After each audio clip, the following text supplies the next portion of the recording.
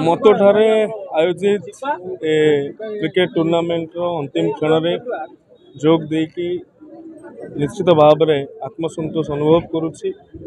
एक ग्रामीण अंचल एत भव्य आयोजन कर राज्यर सभापति श्रीजुक्त मनमोहन सामल महोदय प्रेरणा भद्रक जिलार भद्रक मान्यवर विधायक सीतांशु शेखर महापात्र उपस्थिति अशोक कुमार आउल आरंभ कर पूर्णचंद्र पाणी कमला सूता कानू बेहरा एभली अनेक दिग्गज नेतृत्व माने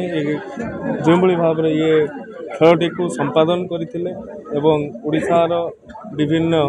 टीम गुड़िक प्रसिद्ध टीम गुड़िक आसी खेल प्रदर्शन करते समस्त को धन्यवाद। क्रीडार विकास निश्चित भाव में यह एक टूर्नामेंट एक गुरुत्वपूर्ण भूमिका ग्रहण कर आशा व्यक्त कर। देखो चांदबाली निर्वाचन मंडल मतोठारे रोमियो क्लब आनुकूल्य जो आंत जिला स्तरीय टूर्नामेंट उद्यापन दिवस रे ओडिशा सरकार क्रीड़ा मंत्री श्रीमान सूर्यमन सुरन आज उद्यापन दिवस सामिल होते निश्चिंत एपड़ी एक ग्रामीण अंचल एपड़ी एक भव्य टूर्नामेंट आयोजन करने आयोजक बंधु मान साधुवाद जनइबी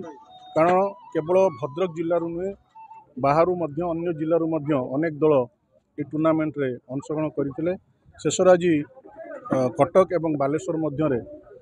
फाइनाल दिवस अनुष्ठित होता जो बालेश्वर आज विजय लाभ करथिला।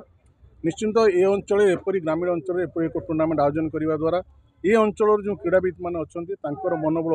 सुदृढ़ हम और जो प्रतिभावान खेलाड़ी मैंने अच्छा आगामी दिन से